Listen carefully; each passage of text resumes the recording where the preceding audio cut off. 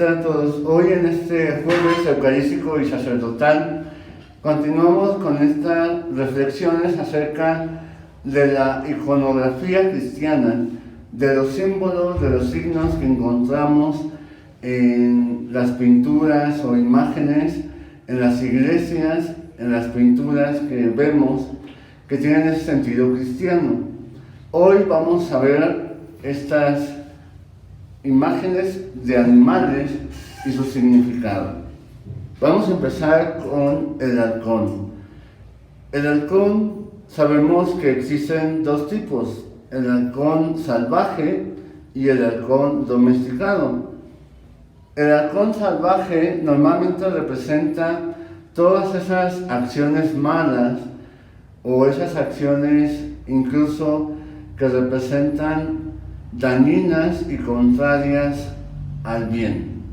Y el halcón domesticado representa las acciones de las personas buenas, las personas de fe, las personas que han ido recibiendo esa formación en su fe y que les van ayudando a practicar el bien.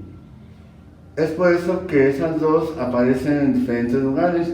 Sobre todo, una de las cosas que llama la atención es que en el cristianismo, sobre todo a partir del Renacimiento, comienzan a poner el halcón en las pinturas de la realeza.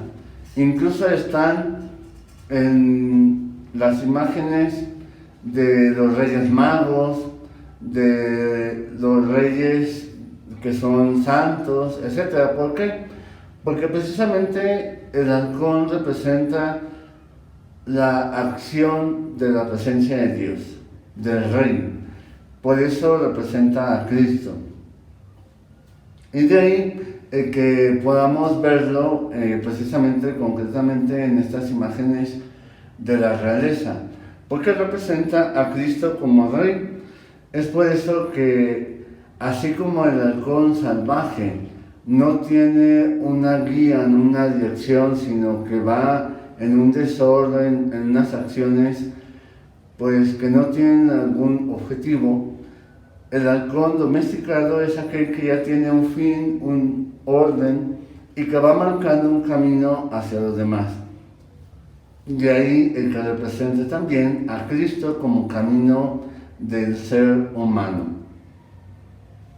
Otro animal que encontramos es la langosta.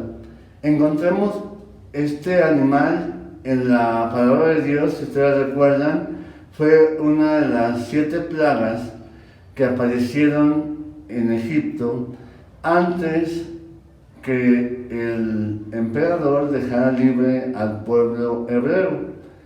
¿Por qué la langosta aparece como una imagen en el cristianismo?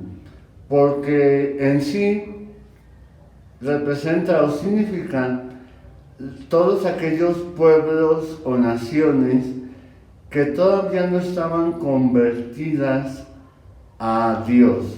De ahí el que aparezca como una de las plagas, es decir, aquellos que no están en esa comunión con Dios, que no lo conocen, que son paganos o incluso que son ateos, ¿no? Incluso la palabra de Dios aparece en el libro de Proverbios, en el capítulo 30, versículo 27, nos dice lo siguiente: así como la langosta va en orden y va caminando en grupos y se planta en diferentes partes del mundo, así también son todas aquellas naciones que se van agrupando para ir en camino hacia el encuentro con Dios. Por eso es que la langosta representa a las naciones que aún no conocen a Dios, o a las personas que aún no conocen a Dios y por eso viven en ese desorden y que son en grupo. Por eso habla de naciones en sí, más que hablar de una sola persona, nos habla de los grupos que están en contra de Dios. De ahí que también durante el tiempo del Renacimiento representara el pecado social, es decir, las acciones malas que se realizan en el mundo en contra de Dios. Por eso la langosta se refiere a el pecado que se realiza no de manera personal, sino en grupo, o que es toda una nación, que es todo un grupo que va y realiza acciones en contra de Dios. Y finalmente la lechuza o el búho. Este animal, por lo regular, si nos fijamos, es uno de los animales que aparecen en la noche. ¿Por qué aparecen en la noche? Porque así como otros animales durante el día tienen la claridad del día y del sol para poder cazar, alimentarse, poder moverse sin ninguna dificultad, el búho o la lechuza son animales que tienen una vista que les ayuda y les permite ver con claridad en la noche. Y por eso, como algunos animales salen en la oscuridad para no ser descubiertos y poder alimentarse, son vistos por esos animales y cazados por ellos. Por eso, en los principios del cristianismo, la lechuza o el búho representaba a Satanás, ¿no? Porque siempre estaba moviéndose en la oscuridad, siempre estaba atento a hacer caer a las personas que se movían precisamente en la oscuridad, que representa pues, el pecado, el mal, y de ahí el que representaran a la lechuza o búho precisamente como signo del mal o del diablo, ¿no? Pero recordemos también que en la cultura griega había una diosa que se llamaba Atenea, que era diosa de la sabiduría, y que siempre le ponían al lado un búho o una lechuza. Porque también, así como el búho es capaz de ver en la oscuridad, de tener claridad donde otros no la tienen, representaba al hombre sabio. Es decir, hay personas que viendo las circunstancias o las situaciones en el mundo, no son capaces de ver con claridad y a veces toman malas decisiones. Pero, dice, el hombre sabio es aquel que ve más allá de lo que los demás no ven y ve con profundidad las cosas. Por eso es capaz de tomar siempre buenas decisiones que le van a ayudar en su crecimiento como persona y además a las personas que ayudan con sus consejos, con su orientación. Por eso, teniendo en cuenta esto, también representó a los hombres sabios a nivel de santidad.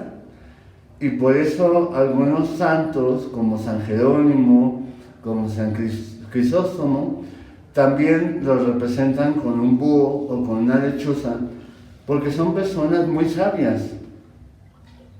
De ahí que también, por ejemplo, entre la vida de los santos, hay anécdotas que llaman la atención precisamente sobre eso. En muchos lugares, sobre todo en el Imperio Romano, las bibliotecas que empezaron a existir, donde tenían los rollos con escritos, con algunas enseñanzas, etc., afuera ponían a un búho o a una lechuza, o la imagen de un búho y una lechuza, precisamente para simbolizar el conocimiento, la sabiduría. Pues cuentan que entre los santos hay esa historia. Está Santo Tomás de Aquino y San Buenaventura. Se dice que Santo Tomás de Aquino era una persona que le gustaba mucho buen comer. Así que cuando conoció a Buenaventura, le dijo que le invitara a comer a su monasterio. Sabemos que Santo Tomás era dominico y Buenaventura franciscano. Así que cuando después de comer llegaron al lugar, Santo Tomás le dijo a Buenaventura: muéstrame tu biblioteca donde sacas toda esa sabiduría y todo ese conocimiento que transmites en tus predicaciones. Así que Santo Tomás pues muy curioso, siguió a Buenaventura hacia donde lo llevaba. Finalmente, llegando al lugar, encontró un pequeño cuarto y él dijo, no, pues es muy pequeño para ser una biblioteca, ¿no? Al entrar, encendieron la vela y lo primero que le sorprendió a Santo Tomás es que no era una biblioteca en sí, sino su celda, donde él dormía. Y entonces, todo sorprendido, Santo Tomás le preguntó, ¿y dónde está la biblioteca? Y Buenaventura, tomándolo de la mano, le enseñó un crucifijo que tenía ahí cerca de su cama y le dijo Buenaventura, esta es mi biblioteca.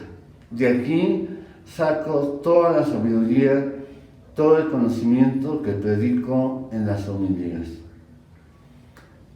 ¿Por qué les cuento esta historia? Porque precisamente eso es lo que nos lleva a reconocer el por qué el búho también representa a Cristo. El sabio, la sabiduría, como lo llama el libro de la sabiduría y Proverbios, haciendo referencia a Cristo. Cristo es la sabiduría de Dios. Por eso también fue representado por el búho o la lechuza.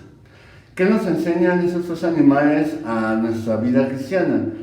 Pues el halcón nos enseña que tenemos que estar constantemente en preparación, en formación, para poder realmente ser signo de fe clara y concreta, ¿no? Sin ninguna desviación y sin ninguna duda, sino con toda claridad.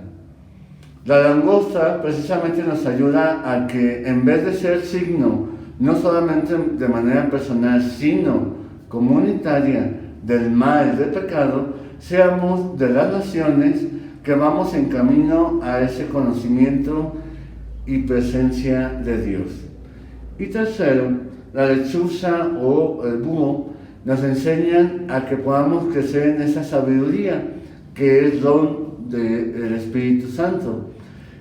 Y sabemos que la sabiduría no solamente se refiere al conocimiento intelectual, sino a saber ver más allá de lo que los demás ven, es decir, con profundidad a la luz de la gracia que recibimos de Dios. Que el Señor les acompañe y que esto nos pueda ayudar en nuestro camino de fe.